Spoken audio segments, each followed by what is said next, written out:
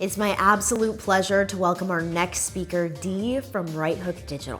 Now, Dee and I first connected about 4 years ago, and the speed at which he has scaled his agency while generating some of the best results in the industry is beyond impressive. So in his talk, he's going to coach you on how to find high quality leads, close them in a way that positions both your agency and your new client for rapid success, and how to retain your clients for the long haul. So please help me welcome Dee to the stage. What's going on? I hope that you're having a great conference. There's so much value from all these speakers that are here, and I'm hoping to be able to do the same today for you. Now, if you're an agency owner, if you work in an agency, or you are a consultant or a freelancer that's looking to move up in that game, this one here is for you. In fact, if you're not even looking to move up in the game, this one here is for you as well. Today, we're going to be talking about agency client acquisition, learn a few lessons from pickup artists, and the whole point being, ideally, I can get you to stop thinking about closing and start thinking about delighting instead. I think this is a bit of a continuation from the last time I was speaking up at a conference a few years ago, and that back then I spoke about, the way our agency, we were like a 20-person team back then. We're a 90-something person team now. The way that my agency ran our funnels and how we ran our client acquisition, or lead gen at least. So this is more like a continuation of that. If you want to have a look at that video, just Google my name or YouTube my name, as douchey as that sounds, and it's one of the first ones that come up, right? So a bit about me. My name is Dee. I am the co-founder and CEO of Right Hook Digital. We are a growth agency that works with direct-to-consumer brands to help them grow and help them scale. Simple as that. Now, like I said before, back to the subject matter at hand. Enough about me. Like I said before, previously at that conference, spoke about the way that we generate leads. Today, let's get to closing, and not only closing, but then delighting. Let's shift the focus, right? I was doing a bit of research before I did this talk, and found that on Facebook groups, there are so many of these closer type groups, whether it's cold outreach or whether it's high ticket or whether it's, like all these types of, for influencers, for agencies, for all these types of different things. And I jumped in there and really started to look at the advice that was given and what they talk about and what they preach, right? And it seems like the general vibe in there is really this almost bro culture of like, I'm a closer, I'm the best closer ever, and that's what I do. I close, right? It's almost like they watch Glenn Ross always be closing, and they high five each other whenever they close the deal. And there's this mentality also, or at least I don't hear it talked about as much as it needs to be. There's this mentality of, I gotta catch them all. Like they treat it like Pokemon, like I gotta catch them all. And I'm here to tell you that you do not have to catch them all. In fact, you don't want to catch them all. Not everyone, especially if you're an ad agency that is built to have ongoing relationships with clients, which is effectively, just by default, by nature of the relationship, the business relationship, you're you're creating and going into almost like a marriage with a client, ideally, right? Especially if you want long-term customer to client lifetime value. So what I'm trying to tell you here is you don't have to catch them all. Not everyone is great husband or wife material for you, and you're not God's gift to people either. So it's not like you're a great fit for everyone. Closing them all will likely leave you in this world of hurt, world of pain, and world of disappointment. And really, disappointment is just unmet expectations. So I'm trying to reset those expectations. That's what I'm hoping to be able to do today. Where all these gurus, especially if the focus is on closing only, the success metric for them is closing the client, right? That's the expectation. That's the goal. That's the win. And after doing all this lurking and research in these courses and these groups, what really scares me is that there's this unsaid underlying philosophy that it's not only just close them, it's close them with whatever it takes. And that's a real red flag for me. Right? When you apply that whatever it takes, or at least your inbound salespeople, your closers, apply whatever it takes type mentality, then you're just you're passing over a hand grenade off to the next team, the team that has to do the work. And that's where it really starts to hurt. And it simply doesn't place you or your client in the best position to succeed.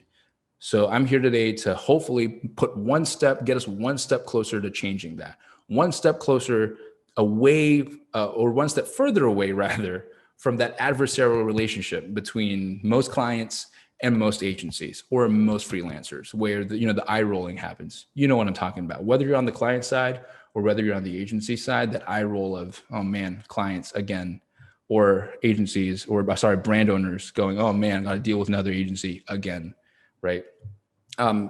Here's an interesting thing. What you're seeing right here on your screen is a Gallup research, right? And survey that they do every year around, and they poll regular people around the honesty and ethical standards that they perceive of different industries. And luckily for us, we are down right at the bottom, right above car salespeople and members of Congress. That position has been the same for the past few years, right? And if you look at who's at the top, you've then got nurses, medical doctors, and grade school teachers. Hopefully, I can be one contributing step to helping that move up. And we'll see whether that works out or not in a few years' time when they start doing the poll again, if I did a good job. But the point I'm trying to make here is, if you notice who's at the top, nurses, medical doctors, grade school teachers, those professions, just by default, if you imagine them in your mind, you can imagine them placing their counterparts in the best position to succeed. It's so much more about them than it is about themselves, right? So much more about the counterparts. Nurses place their patients first. Medical doctors place their patients first. Grade school teachers place their students first. And ideally, we need to be able to do the same as well. That's the point that we need to be able to get to, as opposed to self-serving first. Another person that knows this very, very well, even though you might not agree with some of his life practices or business practices, Jeff Bezos, right? This is a quote pulled from one of his early shareholder letters. And the highlighted part in here, I'll just read it out for you. Our customers have made our business what it is. They're the ones with whom we have a relationship, and they're the ones to whom we owe a great obligation. The final line, though, which I didn't highlight, and we consider them to be loyal to us right up until that second when someone else offers them a better service. He really gets that piece, not only because he knows that he has to love the customers, but customers need to love him back and love the company back. And that relationship needs to be maintained and needs to be set. So for the rest of this talk, what I'm going to be talking about is how ideally, I need to stop using the word ideally, don't I? What we need to do, regardless of ideally or not, is to reset those expectations, go beyond find them and close them and high-fiving one another. Let's shift the high five further down the line. Understand that finding them and closing them are just contributing steps to delighting them, keeping them. Let's high five when the clients, refer more people for us to then close. That's really where we should high five. Move the success metric here, and then use this success metric to pull all the efforts in here to get to this point, right? That's when we know we have the win. If we don't get to that point, we don't stop trying to build up towards it and build that infrastructure. Because the point is, or the thing is rather, finding them, that's a marketing function. Closing them, that's a sales function. Delighting them, that's a client services fulfillment function. And naturally keeping them is the same as well. And then referring them is a bit of a mix of these three. And that could be run by one individual if you're a smaller team, or it could be run by a team. Whatever it might be, they might have very different goals. Delighting them doesn't necessarily align with closing them, especially if the closing them is incentivized by every single close and they get a commission if they have every single close, right? And finding them, if the success metric here is just getting as many as possible, regardless of quality, then you have really just chaos in here. Each one needs to place the next bubble in the best position to succeed. And that's the point that I'm trying to make, right? The point is, if you can have all of these aligned, you can really start to win in such an easier way as opposed to grind it out and have all those headaches, especially at the client services part. because the expectations weren't set here. Speaking about expectation setting and all that, with each bubble, each circle that's here, there's so much stuff that's happening in the background that really needs to get started at the start and continued by each step that moves past. Being able to communicate to whoever walks through your door or interfaces with your company that you have their back. Whoever you work with, you have their back. You need to be able to build that authority. You need to be able to convey to whoever walks through your doors that their success equals your success. You're placing them first, right? You need to be able to show that you can perform. It's not just all this fluffy stuff. You need to show that you've got the goods as well. And you need to set expectations, right? What does performing mean for you? And we'll dig into that a bit deeper. But all this stuff is happening in the background, and you need, from the first touch all the way through, let the first one get the next one in the best position to succeed, and so on and so forth, right? Before we talk about any more of this stuff, though, I think it's important to start at the start, right? I see a lot of agencies tell their clients to do this, but I don't see a lot of agencies doing this for themselves. Defining the persona, define them, find them, close them, delight them, great, but who is them? Define that. Ask yourself the question, who do I serve and why can I serve them well? Who is your ideal date versus who is ideal marriage material for you, right? Who is that ideal client and who is not exactly ideal, but you'll work with them as well and you can get them results too. And then who are the ones that you go, it's just not worth taking on. It's not placing them in the best position to succeed. Neither is it placing us in the best position to succeed, right? So let's talk about some factors. If you can define them, if you need to define them, I'm telling you to go define them, let's figure out what you need to actually, what boxes you need to take off. So first things first, you need to define what types of businesses you are willing and okay working with, and you can do good work with and good work for. So whether it's a company lifecycle, are you okay working with a pre-revenue startup, with a pre-product market fit company, right? Whether they are funded or bootstrapped, because the way that they have their capital resources, that impacts the types of pressures that they have accordingly. Because if you have investor pressure, for example, and you need to deploy that capital, you will run really, really differently. You have very different priorities compared to if a company is bootstrapped and it's all the founder's savings and there's not much of it left, right?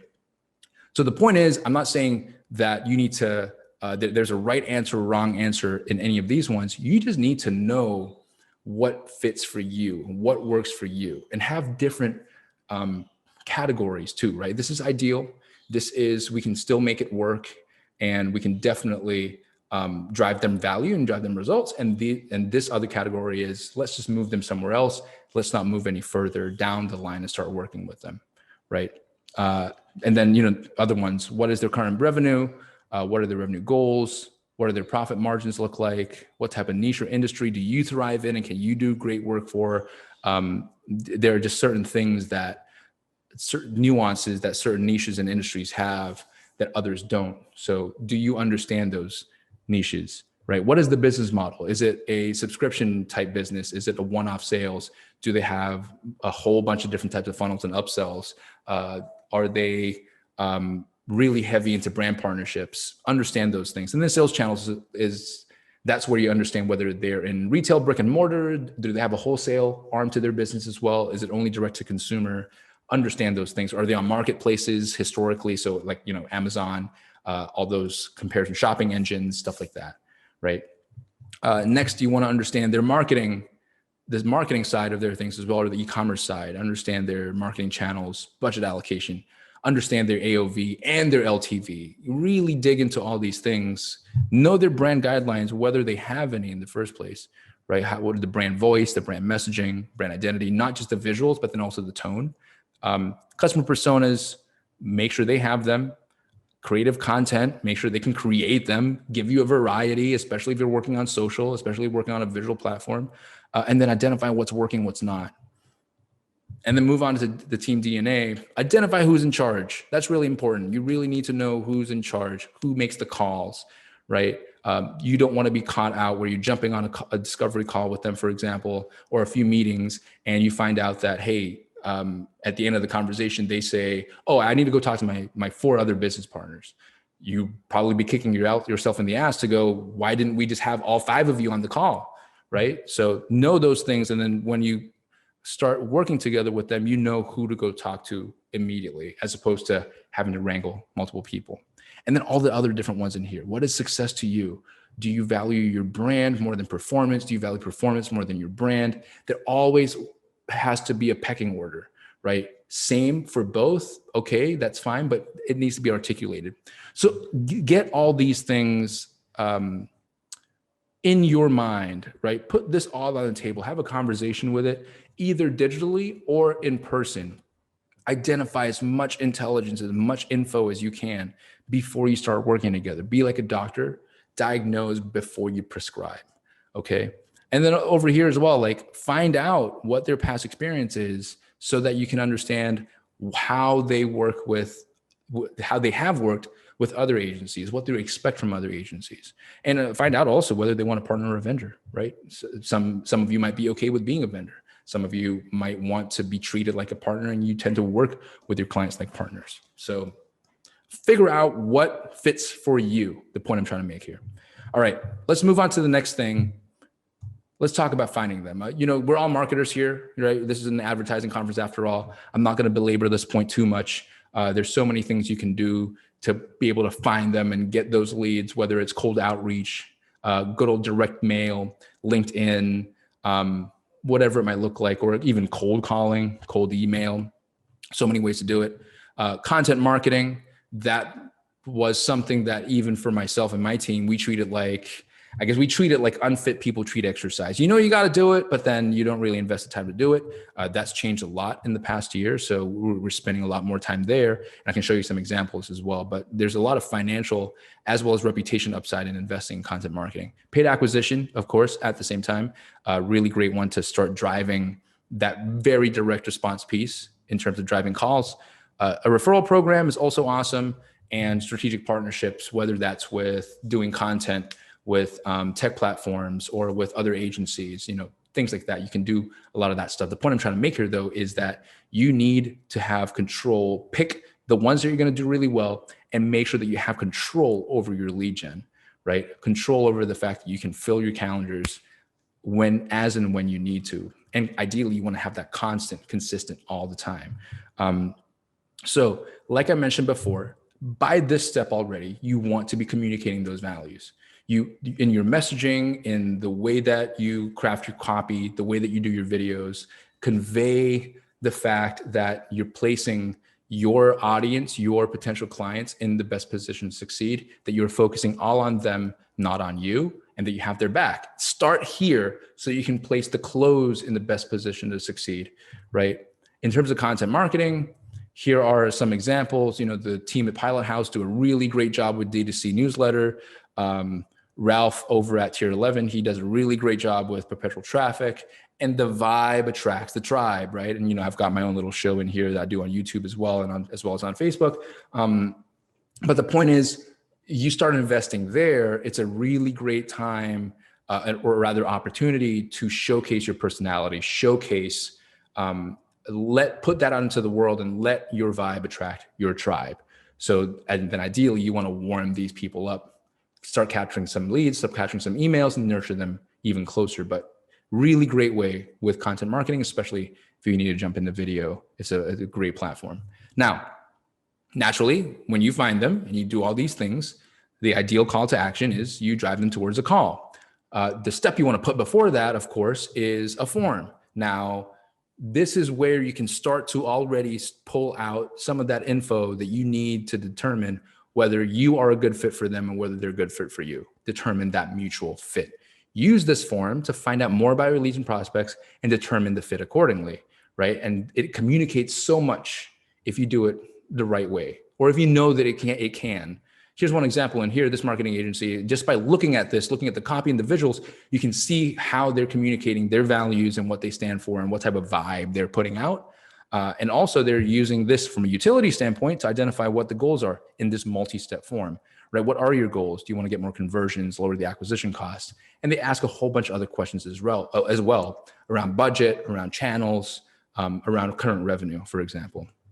Then you've got this other agency in here, they've got the whole countdown timer thing, and they're giving away a free 30-minute strategy session. And that communicates a lot to the types of people that resonate with that and go through as well. So they kind of know who's coming through just from the copy. And then over here, you've got this one that looks fairly boring, right? But it's highly effective. This is a really successful agency, by the way. So, they ask about what their business goals. They ask about how long the company's been operating. They need to know a lot more intel before they decide whether they can help or jump on a call in the first place to invest more time in this potential relationship.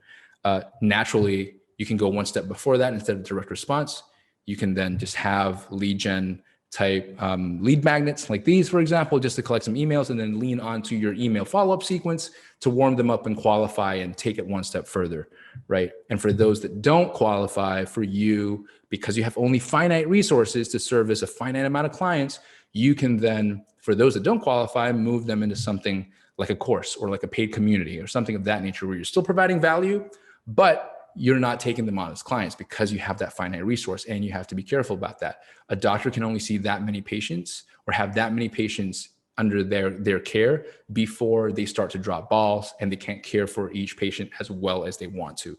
So just understand that too. It's not a bad thing to turn away clients if you can't service them well, right? It's a great thing, okay? Now, you've got the video call. You trying to close them. The gurus, what they teach seems to be, in my research at least, and the advice that I see going around, it's like this big dick energy thing. Big dick energy. First thing, I'm going to teach you how to close. Follow my script. Take control of the call. And then you qualify them, right? And then after that, you just tell them the price and you shut the fuck up. Don't say anything. Don't be shaky. Just be super confident. And then you handle whatever objections they have and you smash them down and you get the deal. Sounds really simple, but it doesn't work that way in reality. And then also too, that's a horrible first date, right? Imagine this being a date instead of a business call. And the person during that date, the person you're on a date with just talks about themselves the whole time and controls the situation. And they're trying to qualify you to see whether, do you want kids? What kind of house do you like? This, that, and the other. It's a very high pressure call. And it's very uncomfortable for the counterpart. Again, especially if you're looking for a long-term relationship, this is probably a really bad way to start that relationship, right? What I'm hoping to get you to do is to understand that you need to be listening more than you are talking, right?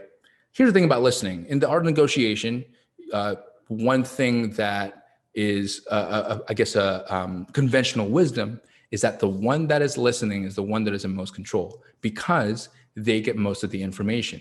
They get to actively listen and elicit what the counterpart values, what pain points there are, all those things that can help you have more information to be able to turn that around and go, yes, I can help you with that because you just told me what you value, right? And I guess the bottom line is, if you actually care about someone, you listen to what they care about as opposed to just talk at them.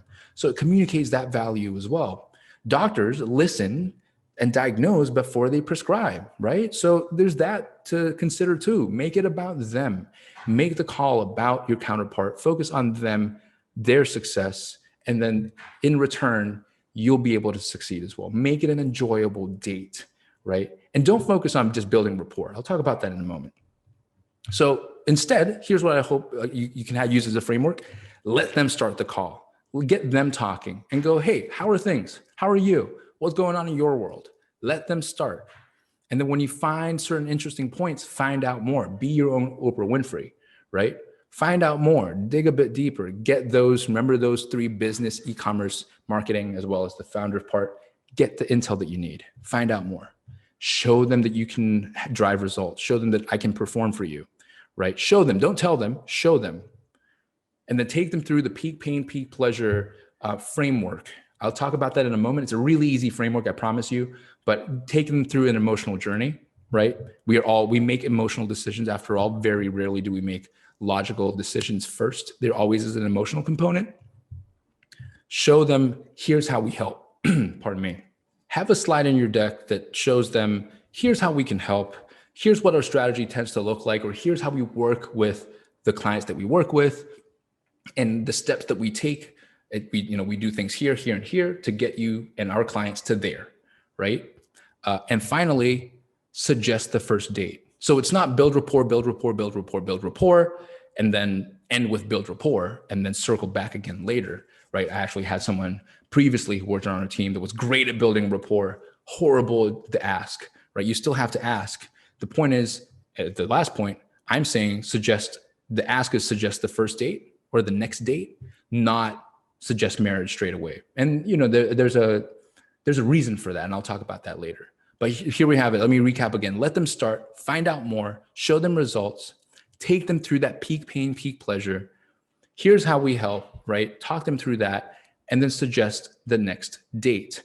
Now, in terms of showing them results, it'd be easy to just, flex stuff like this, right? Flex a $2 million day, flex a $1.4 million hour, flex a $1 million something, right? Within a certain time frame, flex an 11x ROAS, and make people's jaws drop or wow them.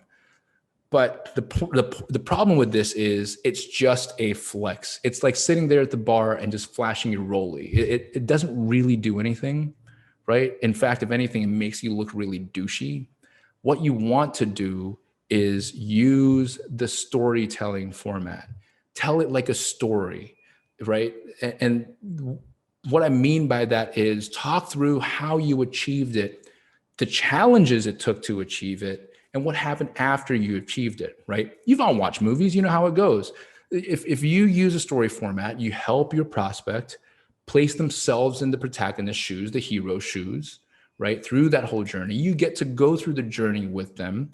It increases relatability as well as believability because now it's a story rather than just one thing that you smack in front of their face, acting like a douchebag. And you know that you're doing a good job at telling that story, right? Your feedback loop, your success metric should be your prospect asking you, and then what happened after that?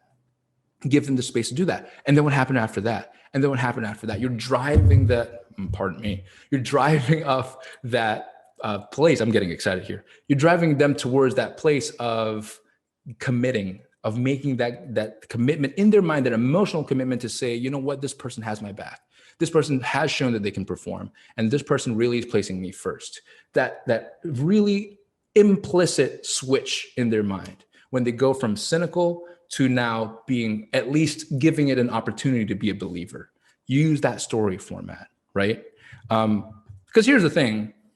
I'll bet you that this is true. This is me pulling this completely out of my ass. The number one selling dish in most restaurants is, I'll have what they're having. You do a good job of telling that story and driving that narrative towards the result at the end, they're going to think in their minds, I just want what they got. Simple as that. Tell me how. What's next? What I need to do. That's what we want to drive towards, right? And that's what you want to show them. Now, I talked about peak pain, peak pleasure before. This is essentially it. You want to use that story format to talk through, man, before the client worked with us, they were working with another agency. This is the pain that they were going through, or they were trying to figure out on themselves. This is what they were going through.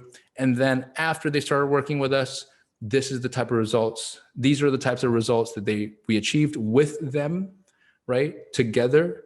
And after that, life isn't all rosy. We had some trials and tribulations too. So, don't just showcase within your growth stories or your success stories. Don't just showcase the best stuff. Show a montage and show cases like these where it gets rocky after that, right? And tell that story. The trials and tribulations. We overcame this together with a client. We sold them out of inventory in the first 4 days of running the winning ads after we did the test phase. And, they were in a world of pain because now we were oversold. We couldn't do anything. Now they had to think about how to allocate their capital and all that other stuff. So this signals two things. Number one, you are setting the expectation that there will be rocky roads ahead. This isn't going to be just the honeymoon phase of a relationship forever. Every relationship goes through challenges, right? And number two, you are also signaling that we've been through these challenges with other people. We know how to face these challenges, and you're safe with us. We know how to create a safe space here, but also that we're solutions people. We're not just going to sit there and be like, oh, I guess we got a problem, right? You get an opportunity to talk through how you overcame those problems with other companies that you've worked with, right? So that's that peak pain, peak pleasure, as well as then the trials and tribulations. Add that to your conversation with your prospects. Be real about it. Be upfront, right? So if you want an example, go to my LinkedIn, look for this article, and you'll see almost like a word for word script, right? I turned it to an article instead, but it really is that story format. So go ahead and do that, because really with relationships, you want to get to the good stuff, you need to invest up front. Invest in the expectation management, getting that alignment, showing your worth. If you want the kiss, get another date. That's what I mean by get that next date first, right? And that next date, that initial foot in the door before you open it up to that ongoing thing, is important, because at the end of the day, relationships build over time, and it has to build over shared experiences, both, right? If it's only over time, then you'd be best friends with your neighbor that you've lived with for 10 years that you've never spoken to, right? But it doesn't work that way. But if you've spoken to that neighbor, or if they've come over and helped you with when your house was flooded or something like that, shared experiences, that's what builds a relationship. So to place yourself in the best position to succeed, give yourself the opportunity for time and for shared experiences. So that can come by way of a deep dive audit, right? Or a spec work where you're creating social content for them on you, right? Completely on the house, for a certain few pieces to showcase your work. It could be a strategic roadmap where you're going through and actually running a workshop with them and come up with a roadmap together, joint accountability, joint ownership. It could be consulting, same type of deal, get everyone involved. Or it could be that initial pilot test where you're running ads for that initial time to prove your worth. Or it could be a combination or permutation of all those things. Point being, these are the opportunities for you to buy more time and get more shared experiences so that you can drive towards closing them again the next date. And this time it could be, hey, let's move in together. Hey, here's a ring. What do you think? Right?